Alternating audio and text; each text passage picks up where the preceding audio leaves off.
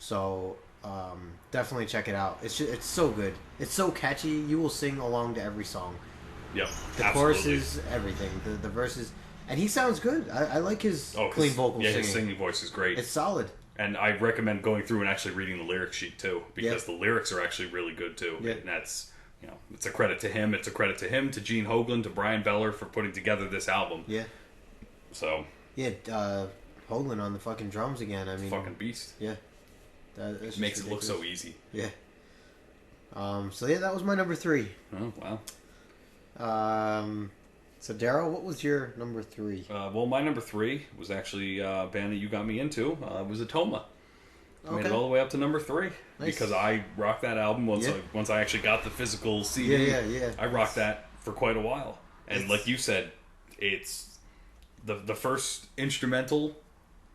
The opening song's the instrumental, goes right into Skylight. Skylight is fucking amazing. Yeah. And I listen now. Unlike you, I could get past it. Yeah. I would just put it on. But you see what I mean, though. Oh, absolutely. It's so good. You don't. You just want to go back, which is how I feel about like the Isan album, for instance. I always go back to the Eagle and the Snake. But this one amazed me. And I remember when you gave it a 10 out of 10, I kind of went like, really, man? 10 out of 10? I know. You were the fuck out of here. It really is. It's about a perfect album. Yeah. Because the fact of the matter is that I want to say it's almost 50 minutes long. It feels like nothing. Oh, I know. When you hit play, if you go through it, then by the time you feel like you blink and it's over. Yeah. And that's what I loved so much about it, is that it just all runs together so well, and there's a lot of the great melodies in there, but even the techno beats work. Yeah, they made it work. That's what I figured you were like going to be a little skeptical about, when I described that, part with it. Well, you're the techno expert of the two of us, and you were the one who tore Promises Lie a new asshole. Yeah, so, if you said that the techno beats worked, I was going to trust you on it, and you were absolutely right. They work. Because it's not like overbearing techno. Right. It wasn't like they tried to do like with guitar riffs. It was just accents. It was just like futuristic sound effects with like melody, though. Yeah. Had melody to it. So there's number 3. So now we're down to the top 2. The only thing that I think I would have liked more on that album is just if they gave me one more track of growling. I think. I agree. Just one more, and it's just the one album, and I loved it. And that was the thing that like really woke me up to it, and then it just never happened again. I mean, it's fine. It's just maybe like the second to last track. Give me a. See, I don't even necessarily need another growling track, but I definitely could see like throwing a growl in a song again. Yeah, just But the music didn't really call for it. No, it's still All right, number 2. What's your number 2? Give it to me. Be gentle. My number 2 was In Mourning. Oh, The Weight of Oceans. Yeah. All right, cool. Justin had a mini freak out earlier when we were looking at this because he went, "Oh my god, is that an EP?" Yeah, I got. I don't know why you thought. Who were you thinking of? Yeah, I got it mixed up. Were you thinking of September Morning? Yeah. And this is another album where I look back at my review and see that I gave it a 9 out of 10, and think that this album is really damn near perfect. Yeah. Again, like the first track, Colossus, is just so good, and that almost has like a techno-ish melody to it in the beginning with a keyboard that it uses, like a synth that just opens up the beginning of it and then goes into everything else. But it's so it's fun. It's just great. I mean, if you're like a fan of Opeth, I would definitely say this is down your alley. For you, I was like yelling at you to listen to this album because I figure you would like it. And it turns out I had all their older stuff on my computer. Yeah. I've been following them for a while. Yep. I never really knew about them before that, but I mean, even the title is like A Vow to Conquer the Ocean. Just love that. Yep. The album cover, this fucking sea beast on the front is just fucking great. I love that kind of stuff. I really do. Well, I think it's great that they really thought it through. They thought the concept through. It wasn't just like bullshit. Yeah, like let's make an album about we'll call it The Weight of Oceans and it'll have an octopus on it. Like they didn't just do that. It's really thought out very well. Yeah, the music sounds like a soundtrack to If You Were in the Water. Like it's just, it's like the sound effects they use in like Mermaider from Deathclock's first album. Like things like that. It puts you in the water. You just picture it. You can just picture it. The image is great. But Yeah, In Mourning. Please check this album out if you haven't already. It's a great album and you'll really enjoy it. Yes, you will. I promise. So now this is where I'm really curious because we're getting down here. And what is your number 2? Well, my number 2, I'm assuming it must be something that you must have at number 1, because if you don't, then we're done. We're not doing this fucking shit anymore. My number 2 is actually the latest album by Swallow the Sun, Emerald Forest and the Blackbird. And as I said in the review, this band needs no introduction. This album was, again, I gave this one a 10 out of 10, and I stand by that every fucking point. Yeah. Every fucking millipoint, I would give it. I would not give this a 9.9999 out of 10. It would just be a 10 out of 10. This is a fucking amazing album. And what's amazing is that they took that heavy, ridiculous, bruising style and added so much melody to it. So many clean vocals, clean guitars, everything. They just did.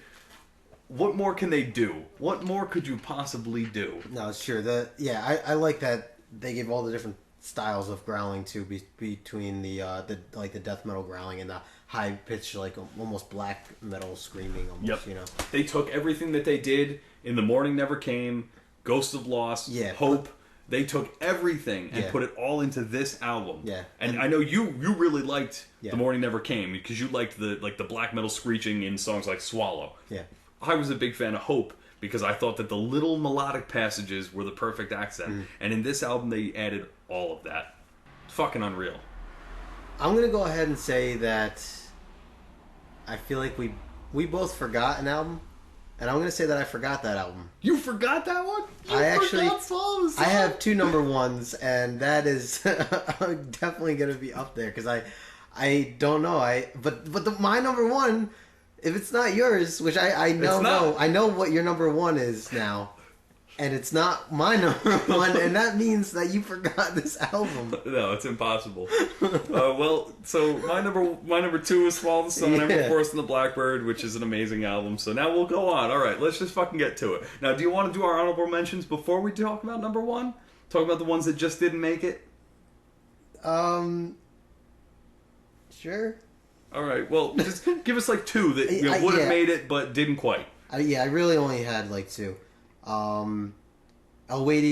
Mm-hmm. That one was up there. Yeah. You know, that was tough even now. And I actually just wanted to kind of give a shout out to Screaming Savior, the album Infinity. Yep. I actually really like that album. I go back to it now, and it's still something I listen to occasionally, and I definitely would keep an eye out on them. And for those of you who haven't read the review or checked out their album, I would definitely give it a shot. It's good. It's really good. I mean, a couple of the ones that I didn't put on mine were the ones that were on yours, In Mourning, for instance. Yeah. For me, the 2 that I really wanted to mention, Barren Earth, The Devil's Resolve. I didn't get to even... Which, I liked the album, but it just didn't quite make it. It was just below. I think I told you right before we started that In Mourning and Ahab were just off of my top 10. Right. And then K.O. Dot just missed too, because I really like that. I got my vinyl of that too, which is fucking awesome. Yeah. But those just missed. And then there were those I just wanted to throw out, Burning Point and Burning Shadows, both Burning bands, because those were some great albums. And again, didn't you do them back to back too? I did them in the same week, which was kind of funny. Yeah. But they just missed. So we've come down to the finals here. Yep. So Justin, I have no idea who your number 1 is, and you must know who mine is at this point. So if it's not mine, if yours isn't mine, then I'm gonna guess that it's Brendan Smalls for you. But this is my number 1. Your number 1 of the first half of 2012 is Sonata fucking Arctica. Really? Yes. And that fucking album is so good. Stones Grow Her Name. That album is so good. It's so good. I don't even know. I listen to it nonstop. I listen to it daily for the past 3 weeks now. Seriously? Maybe I didn't even know you were listening to it at all. I thought when I played it that one night in the store, that was it. Nope. It's like my favorite album.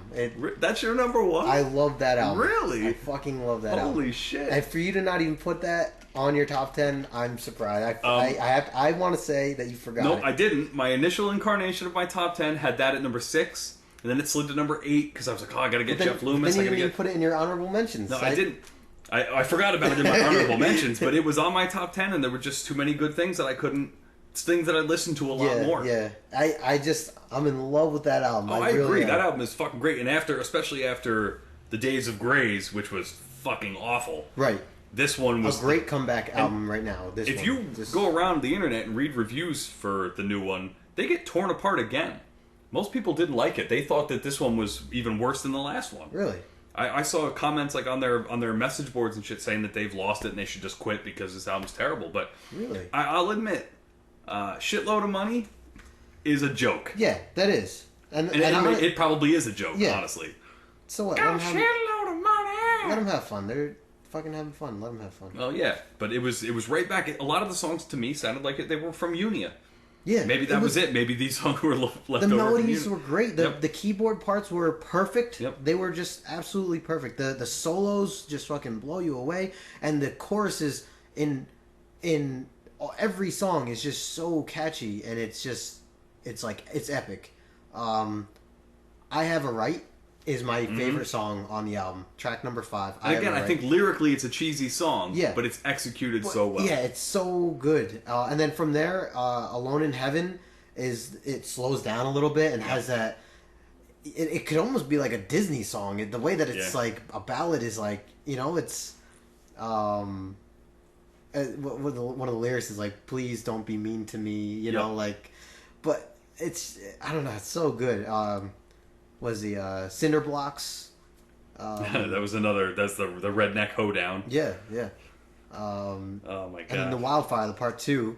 Mm-hmm. That opens up with another like jolly like sound, jolly instruments as well. I remember even when I hit play on it, the first song on there, "Only the Broken Hearts Make You Beautiful."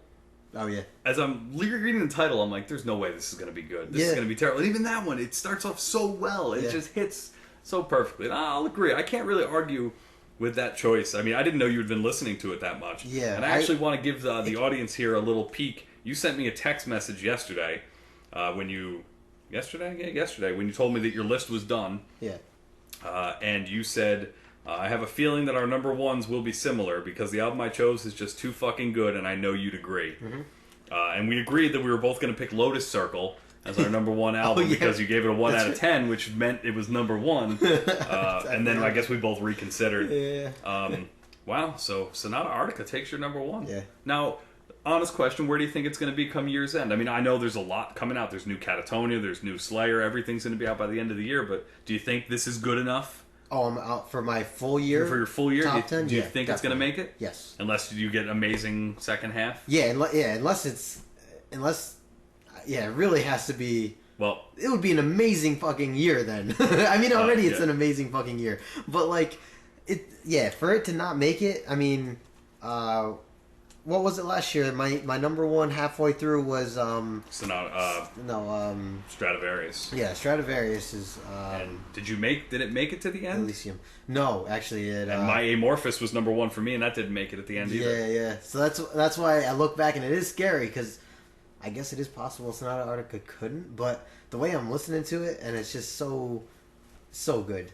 I agree. I'm not going to argue with that. Yeah, I have like every melody in my head. I fucking whistle it and everything. It's just catchy shit. Seriously, daily. I'll either wake up, put it on, or I put it on before I go to bed and just pass out. Put it on while he's brushing his teeth. And... Yep. Well, you already know what my number 1 is. So my number 1 is Brendan Small's Galacticon. Because I listened to it nonstop for weeks. Yeah, that's from the day it was released. It was released on a Sunday. I remember downloading it immediately because I had pre-ordered the album and got the download, listening to it, writing the review, and I couldn't get away from it. And it was so funny because when we both listened to it, and then we started talking about it, and I was like, "Oh man, tracks 1 and 2 are amazing," and then like I go 1, 2, 6, 8. 10 or whatever, and you were like, no, 3, 5, 6. And we couldn't even agree on which tracks were the best. And I think in the end we ended up with Beast Blade might be, I think at this point it's my favorite track because he just adding in the little woo. It's oh my god, and only Brendan Small could pull that off. Right. So and even him, the names were kind of corny. Some of them, like Prophecy of the Laser Witch. Yeah, like it was a little stretch. What was the instrumental there? Danger Tits. Danger Tits. I could see, and that was one of the first singles released. That leaked or whatever. The Danger Tits and On My Way were the first 2 songs he released. Yeah, I loved On My Way and didn't like Danger Tits at the time. Yeah, I could see people like just reading the title and being like, "Oh, I'm not listening to that." Arena War of the Immortal Masters. Yeah, and like you said before, don't pass it over because you think it's stupid. Because even his description of the album was that it was a high-stakes intergalactic extreme rock album. Yeah. Which, I remember reading that and going, what the fuck is this guy doing? Yeah. But, how the fuck can I question him? No, everything he's done has been amazing. Yeah, Between Death Clock, Home Movies when he was doing that, and now this. Yeah. So, this was there was no way this was not going to be my number one. Yeah. It had to be there. So, you ended up forgetting Swallow the Sun, huh? Yeah. Man, the Labyrinths of London will not be happy. Yeah, but I don't know what happened. I forgot to include them. Well, I just listened to that album like a week ago too. Like going through, I still have to get that. That's the other thing. I almost forgot it at first. Actually, no, I didn't. I had my top 5 picked out like 3 weeks ago, and I only changed it a little bit. But one of the problems with that is I don't have a physical copy of that CD. Because when it came out, I ordered the vinyl. Because the vinyl was so limited that we got the vinyls. You got the white, I got the green. That's right. Yeah. And I never ordered a physical copy of the CD because I couldn't find it that wasn't an import. I wasn't going to pay $30, for a copy of the CD. So that was part of my problem. But definitely still is Labyrinths of London. I mean, I must have burned it 100 times because I can never find the burned copy. But yeah. Well, I mean, so that's our top 10. Make sure we'll have the list here. Check them out. Check out all the reviews. Let us know what you think. If you want to curse us out and call us pussies or bitches, fuck you. Who the fuck are you? Fuck Heathen. And we'll talk about EPs next week. We'll catch up on that. Some of the ones that we really wanted to mention because it was a great year for EPs too for a lot of new bands. Yeah. So we'll catch up on that, and then we'll be back to reviews, and we'll talk about some other shit, and hopefully you guys keep reading and checking us out and whatever. And just 6 months from now, we're going to have to do this again. And it is going to be fucking tough. Mm-hmm. If this is how good the first half of the year was, fuck. Yeah, seriously.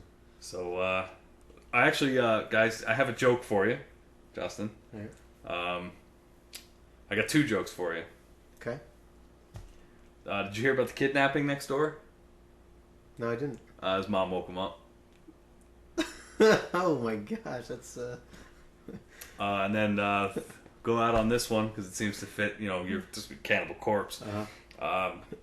What did the cannibal do after he dumped his wife? What? Wiped his ass.